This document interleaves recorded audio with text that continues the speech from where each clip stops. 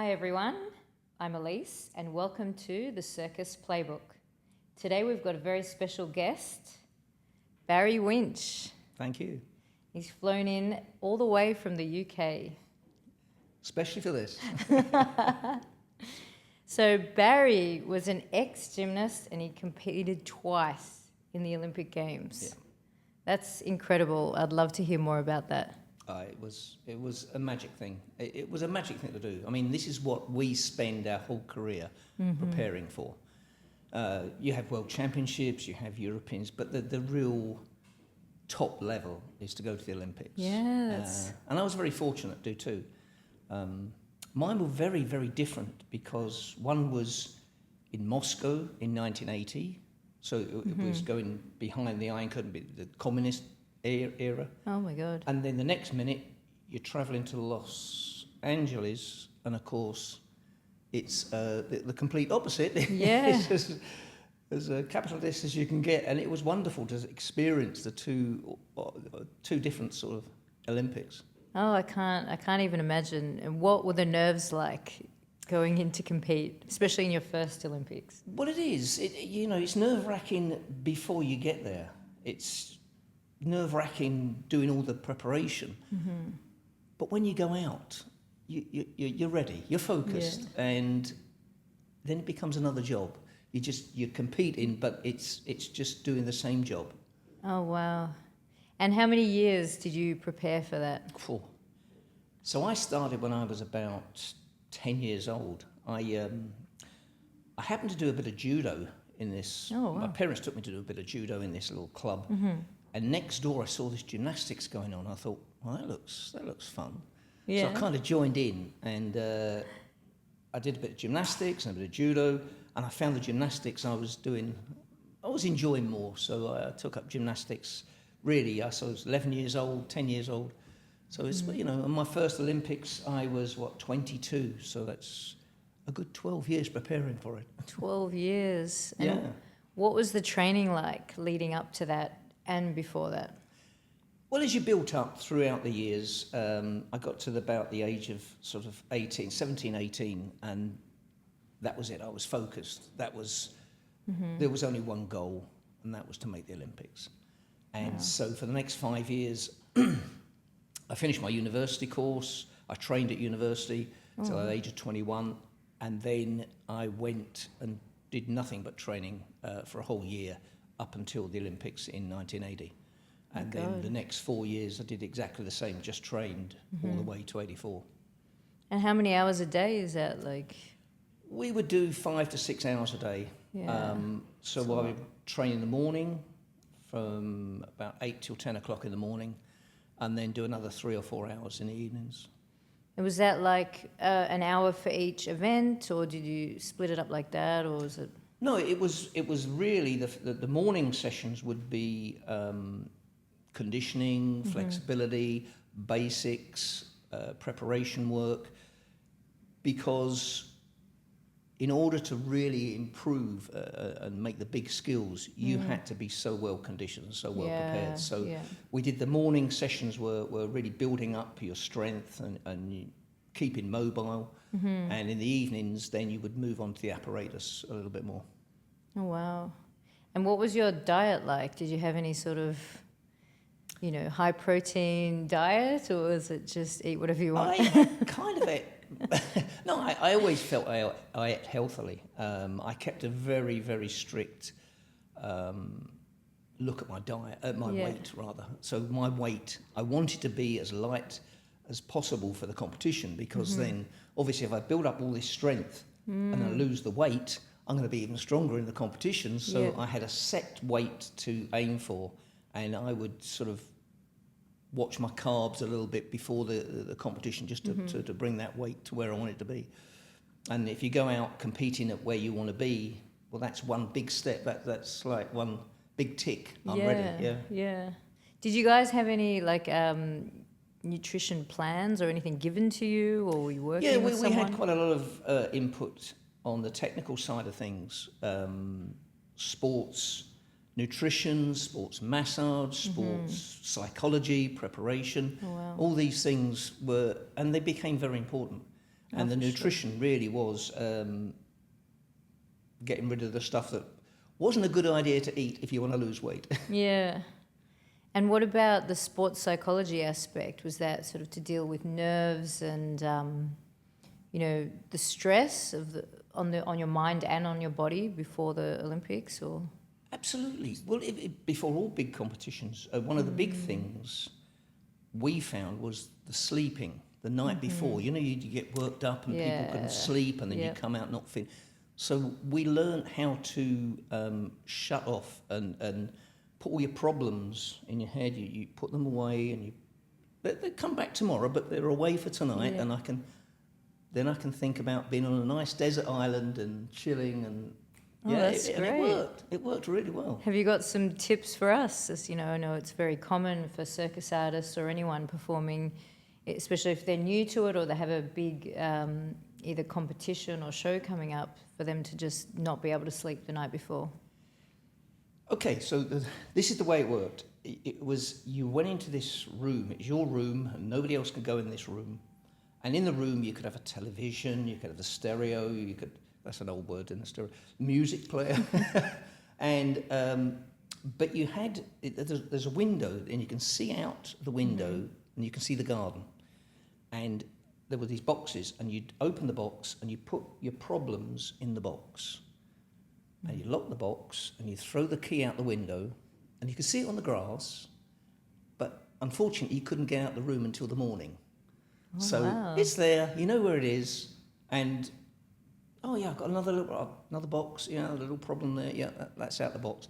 And I still use that to this day. That's amazing. If you've got something that's really worrying you, or I've got to get that done, I can't sleep. I'll go back to my room. I know where the room is. It's nice and safe. Open the box. Put the problem in there. Keys out the window. Tomorrow morning, I'll deal with it. And it worked. It worked. And you had to really believe it, but it worked. Yeah, I think that's a great tip, actually. I'm going to try that. It's good. Definitely had issues with my sleep over the years, and I think, for sure, I think it's very common, especially if you're really excited about something, or you just got a lot that you want to do, or you're just struggling to unwind at night after a busy day. I think that's a great tip, I can tell you, actually. it really does work. Oh, wow. And what else? What about like just stress in general, not just with sleep? Was there like sort of, you hear about the twisties, or, getting nervous before a particular skill and, worrying that you're going to mess that skill up? Did you ever have any things like that? I had it. Yeah. I really had it. And really? Simone Biles, yes, we read about that. Common one. And there was a lot of negative stuff about Simone then. And, is she making it up? Is it?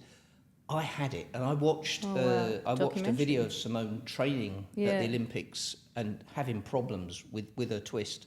And I think she only competed beam that year. She left the floor, she left the bars because of her problems. And she only did a double somersault, no twisting. She does double twisting, double back dismount. And she took the easier dismount because she didn't have to twist, so she could do the beam. But it happened to me, and it was really frightening. Oh my God. I was doing, it's a bit technical, but I was doing a round-off backflip, full twisting, double back somersault. Whoa. And this was like 1980. So there weren't many people in the world doing this. Yeah, no, definitely not. I think I went to the Europeans competing it, and I think I was the only one in the European Championships. But I went to do like a cartwheel and went to do a flick, and suddenly I just landed on my back, and I realised I just couldn't think what was going on. And I knew what the problem was. The problem was I was thinking of the big skill, and I just blanked on the basic skill. And I found I couldn't even do the little bit of basic work. I had to go back almost to the age of 7 and learn how to do a backflip again. It's terrifying. And it was really frightening. Yeah. It is absolutely terrifying. And I spent probably a good few weeks having to really build back to doing the skill again. It really is a worrying thing. And so I watched Simone and saw some negative comments and thought, that is terrible because it is a real thing. Oh, for sure. And how did you overcome that? Like, how did you? Because the mental strength to overcome, you know, when you sort of get into that position and you just can't seem to break out of that fear that you have and the. Well, the thing was to go back and you'd slowly build it up again. You go right back to the beginning, to like what a 7-year-old child would be doing. Okay. I was trying to jump backwards, and it's the most basic thing, but I couldn't do it. And so slowly, bit by bit, the coach helped me. I even had to have support to start with. Slowly I could do it, and I got a bit more confident and develop it, build it up slowly, but frightening. Yeah, frightening. Wow. Did you ever try like meditating or anything? Was there anything like that the sports psychologist gave you to do? Any exercises? They didn't. I didn't actually approach anyone. We dealt with it in the gym at the time. It just felt so stupid not being able to do something so easy. It's quite common. Yeah. It is quite common. It is. Like, it's amazing that you overcame it and then you went on to compete that many times. And how did you go in the Olympics? The Olympics, Moscow, I made the all-around final. Oh, wow. And Los Angeles, this is a bit of a long story, but I'll cut it quite short. Right. And it relates very much to what you've said about preparation and mental getting yourself mentally focused. I got to the stage in competitions where I thought to myself, well, why am I worrying? Because this guy over there, he's scored this score and I've got to beat that. And that makes me more nervous. So why did I worry about that? Because I'm going to go out and perform and I'm going to do the best performance I can do. It doesn't matter what anyone else is doing. So I started to focus more on me. And I started not to watch what other people were doing, because if they do really well, that's not going to help me. It's going to make me more nervous. So that was the attitude. And I got to the stage where I just completely just focused on me, did my bit, and if I won, great. And if I didn't win, so what? I've done the best I can do. And you hear these comments that people throw these things, or do your best, but it doesn't matter about anything. Well, actually, that's where I got to. I got to just going out to do my best and not worrying about other people. And it got to the stage at the Olympics, I had the same focus, and I knew it was between me and another guy to make the Olympic final. So I'm thinking, okay, I need to know, I've got this new dismount on the high bar. It's a double twisting, double somersault. And at the time, I was probably the only guy doing it in the Olympics. And I needed to know, was I winning, beating this other lad before we got to the last piece, or was he beating me? Do I do the easy dismount because I don't need to score so high, or do I go for broke? I thought, how am I going to work this? I know. I'll speak to the physio. I said to the physio, as we go round, can you add up how we're doing? And all you've got to do when we come to the last piece is tell me, am I beating him or is he beating me? Oh my God. So get to the last piece. I did a pretty good comp, and I'm thinking, it must be quite close. And he said, the other guy is beating you by 0.2 ahead. So I'm thinking, right, well, that's it. I've just got to go for it. I've got to do the big dismount because that could give me the boost. And I'd only performed this once before in a competition. So I get up, and I go through my routine, and I go for the dismount, and I landed, I put my hands on the floor. I hadn't quite rotated enough. But I'd gone for it, and you think, well, that's it, Yeah. And that's what it's about. You go for it, you do your very best. And I stood up and walked down the stage, and the other guy walked up to me at the time. He said, what did you do that for? I said, you were winning by 0.2. You could have done your... the physio had added the scores up wrong. Oh my God. So what does it teach me for life? It teaches me, you look after yourself. Don't rely on other people. You make sure that you know what you're doing. But that upset me a little bit, because I thought I could walk down the stairs having gone for it. Walking down the stairs having made a mistake was a bit of a shame. But there we go. But yeah, I mean, it's a very valuable lesson. You know, you Definitely rely is. on somebody else, and then they may make a mistake. But I think your general approach to it is really good. Actually, to not worry about what anyone else is doing and just sort of worry about what you're doing. I think that's really important because that it is easy to get psyched out. You know, it happens in the circus world as well. You know, you see someone else and it kind of throws you, you know, at an audition or whatever. So I think it's really important to sort of just focus on your own journey and do the best you can do, you know. Absolutely. But just amazing that you even went that far, you know, to Olympics. Like, that's just crazy. And you also, you were European champion. You went to the European I went to the Championships. European Championships, yes. Yes. I would love to have been European champion. Close. Well, actually, I kind of felt that there was one Europeans that I really could have made a mark and maybe got...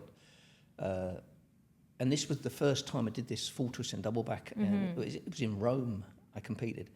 And I'm British, we're an Italian crowd, and I did this full twist and double back, and suddenly I hear this big roar from the crowd. They loved it. Did my next tumble on the floor, they loved it. And all of a sudden, the whole crowd are behind me. And I'm going through my routine, I'm thinking, oh, you know, this is good. Yeah. I'm doing well, I'm relaxed. And I came to the dismount, and I thought, right, I've really got to stick this. I've got to do my double back somersault and stick it dead. And I just didn't quite give it enough, you know, and you just put your hands down at the end, and I got a lovely standing ovation, but it didn't get me in the final. Still, like, it's just incredible. Like, the mental dedication, physical dedication to get to that level and to be able to compete consistently over the years, it's very admirable. And, you know, a lot of people, I don't think they could just stomach it, to be honest. Oh, thank you for that. And so when did you decide you had enough of competing or gymnastics? Well, I think I did my second Olympics, and then I'd started doing a bit of coaching in between my training, and I started working on working with young boys and developing gymnastics there, and it got to the stage where there was a job being offered, so I did one more World Championships, and then decided, right, this is the right time. I think that I've gone as far as I can go. It's time to give something back a little bit, but also, you know, I needed a career moving out of the sport of performing, and coaching was just laid out ready for me, really.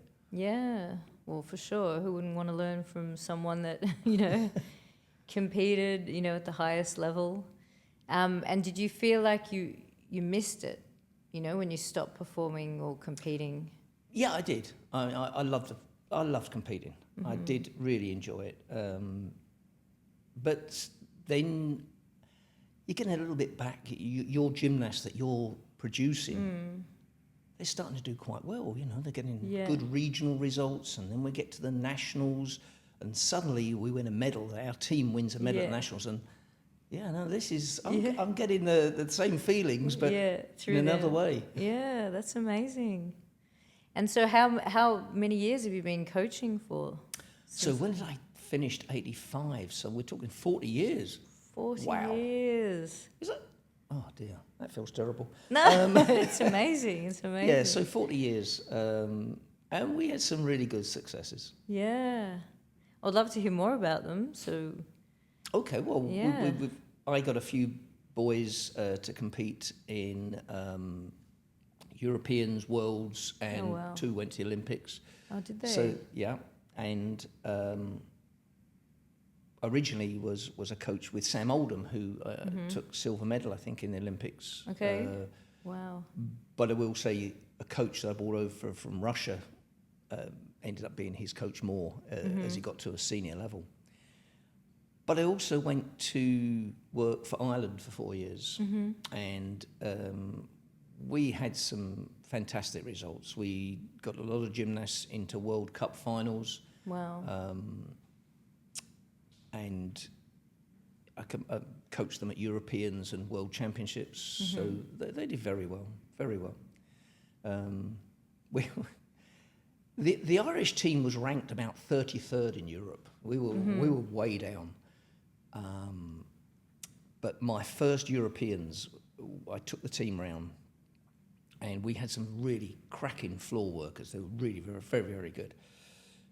So there's us, known as to be 33rd in the world, and we get on our first apparatus, which was floor, and I got my 3 top boys go out, compete, and suddenly on the big score, because in the Europeans they would say, right, after the first round, this team were first, this team was second. We were in 3rd place. That's so pretty everyone's amazing. looking at us going, what on earth has happened? And then we went to the next piece and we were back to 33rd. But just for that one moment in time, it was wonderful seeing our name up there, 3rd place. So that was great. But yeah, we steadily progressed, and at the moment, Ireland has an Olympic champion on the pommel horse, Rhys McLagan. I used to help coach a little bit with him when he was a young lad, but his coach is an ex-performer of mine, and Oh, really? Yeah, so he's very good. Rhys is wonderful. To win the gold medal at the Olympics, and the pommel horse is the piece that requires the most concentration. It's the easiest thing to mess up. Is it? Yeah, really is. What was your favourite? The high bar. Really? Yeah, floor I liked a lot, but the high bar became my piece I got. My coach was very, very forward thinking. What he would do, so we have 6 men's apparatus, and he would look and say, well, you know what, your high bar isn't very strong, so we're going to do every session we're going to do 2 sessions on high bar. So we do like double the amount of training, and suddenly the high bar would be the best, and next time we'd pick up the next, my next lowest scoring piece. Yeah. But yeah, that worked very well. And do you do that with your students, your gymnasts? Yeah, I used to do very similar approaches. I mean, like I said, my coach, who was Mitch Fenner, very forward thinking, and I think what I found is I picked out all the best things, all the things that worked well for me, and you put them together and use that as a program. Have you got some examples of like your approach to sort of get these gymnasts ready to compete? Well, we had very detailed training programs, and sort of 8 weeks before a major competition, we would have a set competition program, and we do this every week. We might do 1 week. We may go in and do our routine, and then work on anything that needs a little bit of tinkering with, or improving, or having a problem with, and then you do a second routine as a competition routine. Okay. So that would be an example of maybe the second week of training. And then we come to this 6th week, which we called Welly Week. Welly Week? Now, Welly Week is an old English from fairs in England, where they used to do throwing the welly. You get a Wellington boot at a fair, and you'd throw it, and who could throw the welly the farthest got the prize. And it just meant you threw it as hard as you can. You did everything you could. So this Welly Week was where we went in, and we would go in, and maybe I'd do 6 routines on the high bar every session. Wow. And it wasn't how you was just doing them and getting more and more used to it. And the more you did it, the more you thought, do I want to warm up today? I'll do a little stretch, but I'm just going to get straight on and do these 6 routines, because I don't need to prepare every move. I can just get on and do it. And that's, you walk out of Welly Week and you knew you inside out. You knew these routines inside out. There was no worries. And then the last 2 weeks were just trying to taper down and making everything really clean and accurate. So you did you get used to running it without a warm-up, or like an elaborate warm-up? Because I know it's difficult. Well, I would do a flexibility warm-up, really. I make sure every session I'd stretch. I was doing that every session. I never missed. For how long? Half an hour. Okay, before you trained? Well, we warm up, stretch out, a little bit of strength training, light weights. Okay. And then we get on with the skills we wanted to do on the apparatus, but never missed a stretch. That's good. I couldn't That's risk really it. I couldn't risk it. No, for sure. And is that like more of a dynamic, active stretch, a mix of both? You would do quite a dynamic stretch at the start, so I'd make sure everything was stretched, and then at the end of the session, then it was more passive, long period of stretch. Yeah. So you always did your cool down as well. You never skipped that. Never skip that. Wow, that's good. I just kind of thought, if I want to carry on competing, I'm going to follow this to the letter. I think that's very, very important. And what about like the length of time that you did your cool down stretch for? Cool down would probably only be about 15 minutes. I suppose for me, I felt the muscle groups that I really need to stretch, my shoulders in particular. Tight. I really wanted to make sure my shoulders were really, really stretched out. Yeah. Split work and a little bit on my back more than anything else. I was very fortunate. I grew up, I just sat next to this 6-foot lad, and both of us were sitting up, and we noticed we're sitting up, we were exactly the same height.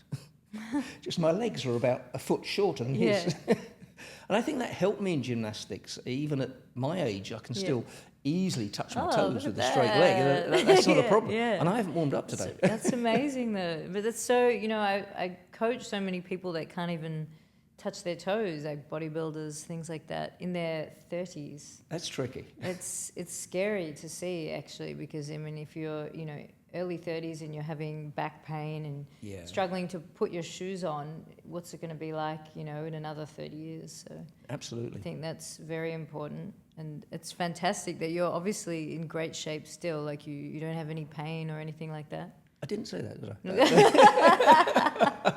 No, I get the odd back twinge, but even now, I still run sessions for children more than anything else. And I still think, I'm going to stretch with them. I'm going to do the stretch. I'll run the stretch. I'll perform in front of them because it's good for me. Yeah, for sure. And so far, I'm still in a fairly good nick, really. Yeah, definitely. So you always did your 30-minute stretch as a warm-up, even on the Olympics day? The Olympic absolutely. Every competition, what's different? You're going to be even more so that you make sure you've stretched out and you got ready. And the cool down, even at the Olympics. Did you cool down after? We should have done. When I walked off the high bar, having not made the final, probably missed the stretch that day. I think that's okay. Every once in a while. So do you, what kind of structure do you get your athletes on, or when you were coaching, for high competition, things like that? In terms of diet, did you have them on a strict regime at all? Or? Yeah, it's become... There have been problems in Britain of children being weighed and it being... Yeah, the coaches have had quite a lot of grief over weighing children. Oh, really? Yeah, that's not been seen as a very positive thing to be doing for children. However, we have picked a sport where your body weight and your strength matter greatly. And, if you can reduce your body weight and maintain your strength, then you're going to be stronger. So, yeah, for sure. And there are limits. But I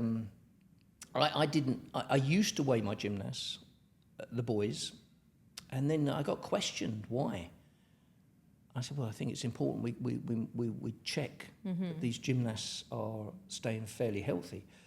But there was an interesting thing that came out of weighing children or boys. I didn't work with girls at the time. And that is that I would occasionally suddenly see there would be a weight spurt. The children would suddenly start putting on weight, and it wasn't over Christmas time, it wasn't over festivities, they hadn't been on. And then almost like a month later, they grow, because we measured them as well. Yeah. And I found that this indicated a growth spurt. Yeah. So I didn't realise, but it seemed that they suddenly put on a bit of weight and suddenly then they grew. So knowing it's a growth spurt, knowing that their bones are going to be growing longer, which puts more strain on the muscles, we would do more passive flexibility, less active flexibility. Oh, wow. We'd spend time, and in a way, for me, it worked out really well that I could see this, and hopefully I made it so that the gymnasts avoided injuries. Yeah. That's how I'd like to think of it. But by doing this extra flexibility work, because I saw their growth had grown, had increased, you know, you'd ask them questions of, you know, have you been eating things you shouldn't be? No, it was really, we always pushed to the parents. We brought the parents in and the children in, and we would often have somebody come in and do psychology with them. We'd have someone come and do nutrition with them. And it's all about eating healthily. That's it. Oh, for sure. Period. For sure. You And know, recovery. Yeah, and recovery, absolutely. Wow. And I'd love to hear more about your injury prevention / recovery tips as well, that you use and that your gymnasts use. Well, mine was, try not to get hurt, first of all. I always thought I was a bit of a coward, actually, when I first started gymnastics. Really? Mainly because I trained with this guy, Martin Davis, this lad was called. And he would see a move, and he'd think, I think I could have a go at that. And he'd try it, and I think, that would scare me to death, you know. Yeah. But I found I could do the same move, but I want all these mats around, on big crash mats, a big soft foam pit, and then I could try it, you know. But I had to be super confident first before I tried these things, and but that was my first thing, was make sure I was safe when I learned the skills. Secondly, the flexibility. Definitely, I think looking back is a major criteria for reducing injuries or preventing injuries. As soon as anything happened, we would be straight away ice packs dealt with straight away. And if it was worse, we were off to the sports doctor or physiotherapist, which we did have a fairly good structure there, especially in the British team. As soon as you made the sort of junior British team, from then on, you were always well looked after, should there be any injuries and how to prevent injuries. And I think my training regime that my coach structured very, very well. So you do sort of 3 days, and it would build up. It would start on the Monday, Tuesday, and not so hard, and then it built up to the Wednesday, full on, really quite heavy session. Thursday was rest, and then you're back in Friday, Saturday. So you do five days a week, and then often you'd be at a training weekend with the national team. But always we had this rest periods, which you come back in and you're back in Thursday, Friday, you're ready to go again. Well, the rest period, did you ever have like a deload week, or was it more just like a day or 2 days? Or like a week where you would take it more easy? That was also structured between the whole calendar of events. So we were fortunate that most of our events occurred in the winter months. Okay. So you'd go through from, say, September through to March. That was the big competition period. Unless there was an Olympics on,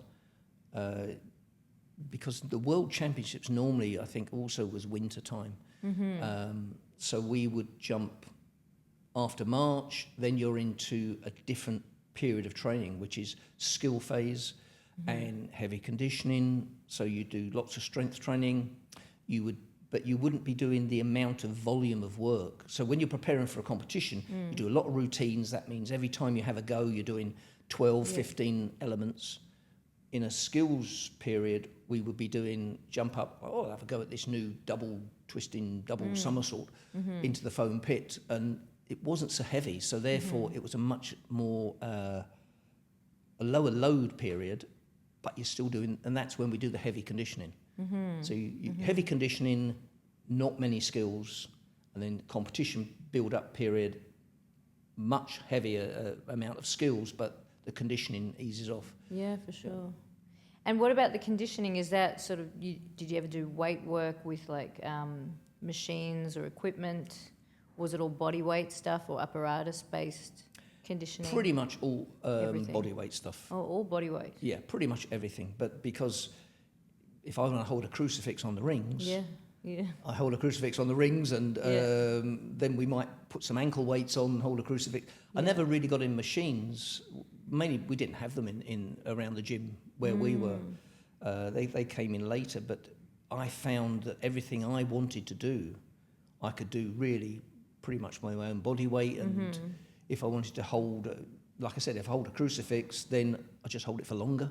Or you put weights on it, you press up and down, you just increase the amount of load. And what about cross-training, just to make sure you're not overworking certain muscles? Did you do anything like that? We did, actually, but that was more... I think I was fortunate not to have any real problems with my injuries, but when I started coaching, I found that we were having sort of impingement problems where the gymnasts were doing so much work forwards, and that's when the sports... You need to be doing some reverse work. And I thought, oh yeah, of course. Yeah, that really makes sense. Now, that wasn't... that never came up when I trained, but it really became more focused as I coached. So we did do an awful lot more what I call reverse training, is work in the opposite way. And That's good. Just to stop impingement problems happening. Yeah. And what about stability work and therabands, anything like that, or football? I didn't find any need for that. Why? Because we were pretty toned, and we'd done a lot of work on body strength and body...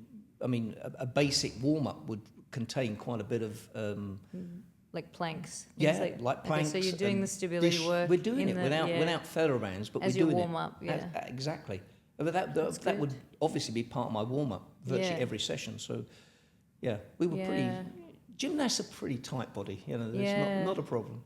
No, I think it's great if you incorporate your sort of stability work or your prehab, I call it, preventative work, as your warm-up. Yeah. I always do that sort of to warm up and then do more of a stretch after. And that fine then, it sort of prevents a lot of injuries. No, that's exactly what we did. Exactly what we did. Oh, that's good to know. Yeah, that's good. You're on the right lines. And what about dealing with their stress? Did you have any issues with, big competitions, things like that, the pressure? What, for the other gymnasts? Yeah. Well, my your gymnasts. gymnasts. I'd use the same sort of process that I went through. And really, because I found it worked so well, that we went through the same sort of process of you concentrate on what you're doing. Right? Yeah, you can cheer. Yeah, you did well. He's one of our team, but you're focusing. Don't let it psych you out. We're not interested in anyone else around here. You just concentrate on your bit. And I think keeping that same mentality worked well. I think that's really important to just, keep your own confidence, focus on yourself. Don't let somebody else psych you out. Absolutely. It can happen. It really can. Yeah. And what about, you were saying that you had that friend that had no fear and he would just throw things. I've definitely trained with a lot of people like that over the years. And it is easy even to get psyched out when you see that. You're like, oh my God, this person's just going for it. Yeah. I don't have the confidence to do that, until I've done all this and maybe put some mats up. But I think everyone has their own approach to that as well. And it's okay if you take longer on a particular skill in the beginning to get that confidence and approach it in a safe way. Because in the end, you might end up with better technique because of the way you've approached the skill rather than just chucking it. Well, Martin, as a young lad, like I said, he could do anything. And I think the real problem for him was he never really got a coach that was strong enough. Strong enough because this kid could go on the high bar and he could do all these moves. And what they would do is the coaches would put all these moves together in the routine, and he'd always fail because he's got so many difficult moves. And all it needed, and I'm looking back as a coach, I think all it needed was, look, we'll just do 3 of these difficult moves and the other 7 easier skills.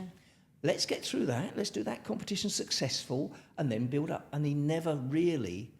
I think every competition I went into with him, I'd be thinking, he'll easy beat me. Easy. And I'd win every time. So that's a That was very it. important lesson. Yeah, it was. I think, right Barry was there. doing his routine he could Yeah. get through. Martin could do these lovely bits of work, but it always fall. And he needed a coach to come in and say, we need to do something, we need to be a little more consistent first. And that was a real shame for him. As a coach now, I would think, I could have easily got him to a high level. But yeah, and I think it all became quite a lot of failure for him, and he stopped them. He went out to Berkeley and coached out there in the end in wow. the US. Yeah. Oh, wow. I think that just shows you like how important having a good coach with the right eye and the right approach to any sort of training is. Because, you know, a good coach needs to see that, you know, every student or, you know, gymnast or circus artist or whatever has a different way of training or is going into things in a different way, and to tailor their coaching style to sort of suit that individual. Yeah, I absolutely. think And they just need so to important. be going, right, it's not working, we've got to start, we've got Change to it. rebuild it. Yeah. And that was a shame. Yeah. But it's great that you've got that eye that you can see, okay, something's not working, what can we do to fix it? Do Yeah. you have a process with how you deal with those sorts of things, you know, moving forward, you know? Well, we do. So let's say for a competition, we've got 6 months. What I would like to do is make sure my gymnasts are capable of doing all the moves they need to do for this competition. So we'll start 6 months out working on the most difficult skills, get them all secure. And if they're coming towards the competition, it may be that welly week that I spoke to you about, where they go out and they just do as many routines as possible. But that move, he keeps falling off. He keeps Yeah. failing. Well, that one's coming out. At what point do you make the cut? You're like, okay, I can't or he's not consistently getting that skill. We're going to switch it with something else. Well, that's a bit of a difficult one to say. I mean, if he's really sort of 6 weeks before the competition, it's not happening, then it's gone. But if during the welly week it just happens to be the same skill every time, Yeah. I'm sorry, lad, it's out. out, And yeah. we're going to be going 2 weeks before the competition, we'll cut it, or yeah. And is that like a 90% success rate? Or like, let's say 1 out of 10, he'll mess up the move. Would you keep it in, or it's... Ooh, that's a difficult one, isn't Yeah. it? That's a difficult one. It depends on what we wanted as the result. So if he's going out to try to beat somebody to become the British champion, say. So my job is to focus on the scores now and look to see how can we be the best. Right, what have we got to do to be the best? So we're looking at that, and I'm thinking, yeah, this other guy, he normally scores this score, and my gymnast is like just a little bit below. If he does this move, he could become British champion. If he doesn't do this move, he won't be British champion. So what do I want him to do? Do we go for gold, or do we just play safe? And that's why it's not an easy question to answer. And if we go for gold, he goes for it. You know. Wow, that's amazing that you're actually looking at, you know, the competition in advance, and you're seeing their score, what they need to get to beat them. Oh, absolutely. I think that's actually quite important, especially if you're competing. You know, if you're going to go, you need to see what you're up against, and then you prepare, and then at a certain point. My view is, I, as the coach, see what he's up against. Not the kid. I'm just saying, yeah, you're fine. You just do fine. what you're told. Well, see, that's again the importance of having, you know, a good coach that will look at these things for you, analyze these things, and guide you. So you don't need to stress or worry. You just focus on what you're doing, and the coach is sort of helping you in that way. Absolutely, that takes the pressure off the gymnast, the pressure off the performer. You go and do your job. I'll do my job. That's fantastic. And I think the pressure is something that really can make or break someone in any field, really. Definitely. Like Definitely. if you can't handle the pressure, or you're not dealing with it in the right way, then it's just like, oh, I don't want to do this anymore. You end up hating it sometimes. Well, there's going to be pressure because you've got to perform in front of all these people watching. But that's all the pressure I want for my gymnast. Yeah. You know, so Just you the focus on performance. doing that in front of people, yeah. It's interesting.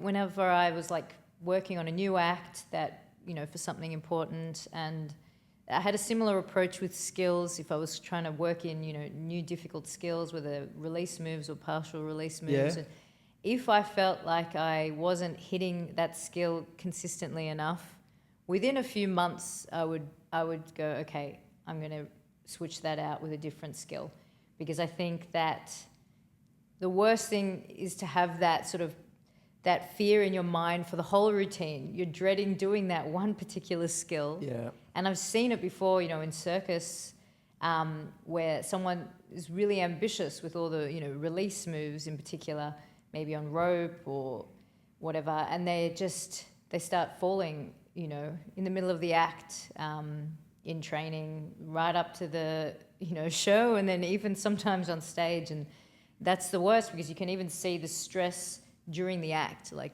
their face and their body, they're not moving in the right way because they're thinking about, oh my God, I don't want to mess this skill up. And so for me, and something I learned along the way as well, just really keep the routine more realistic for you. It's better to have easier skills that are executed beautifully and safely, obviously, than, the most difficult skill and you're sliding down or falling off.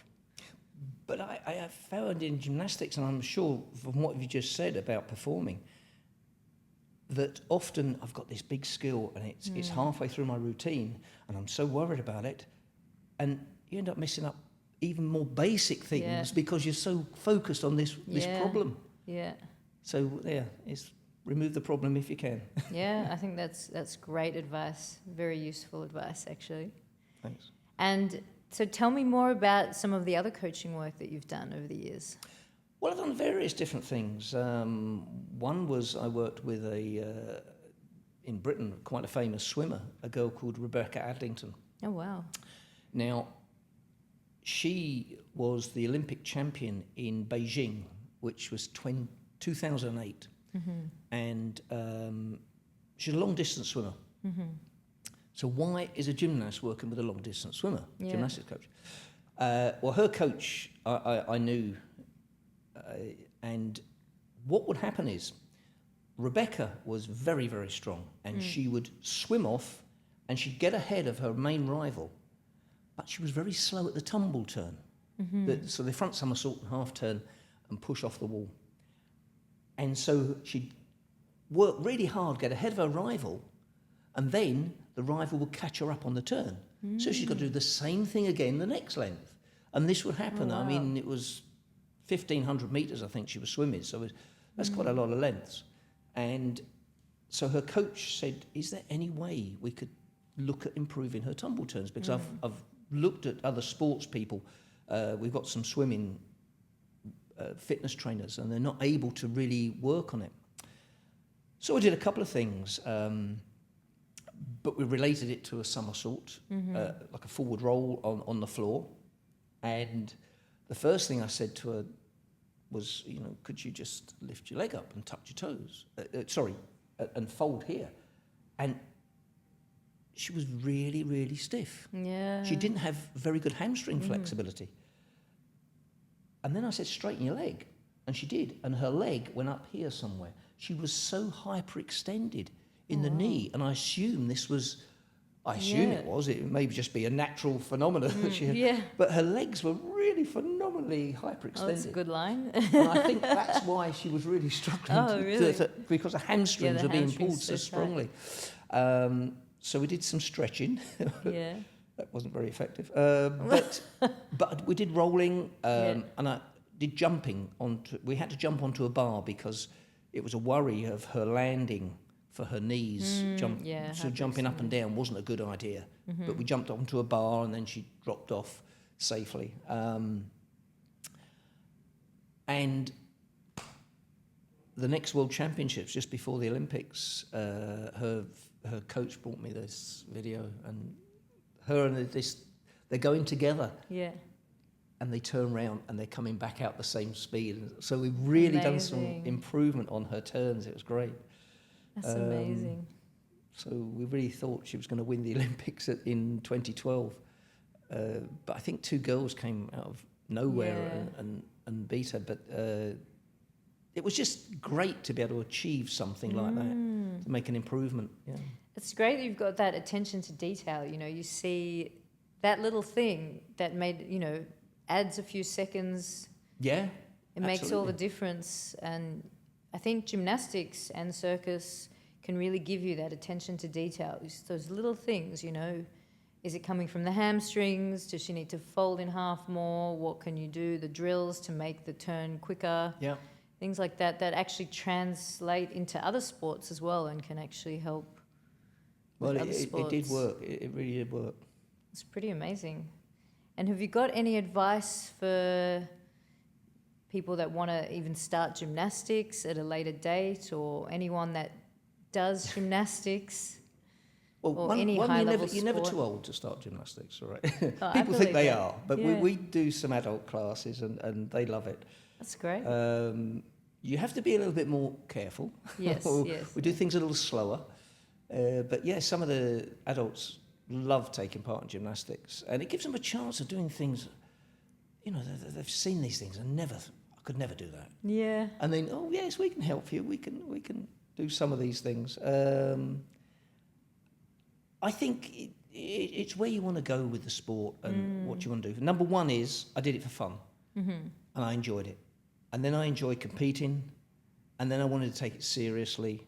So that's the time that you go, right, if you really want to go for it, you focus. And that to me was what it was all about. It was really, this is what I want to do.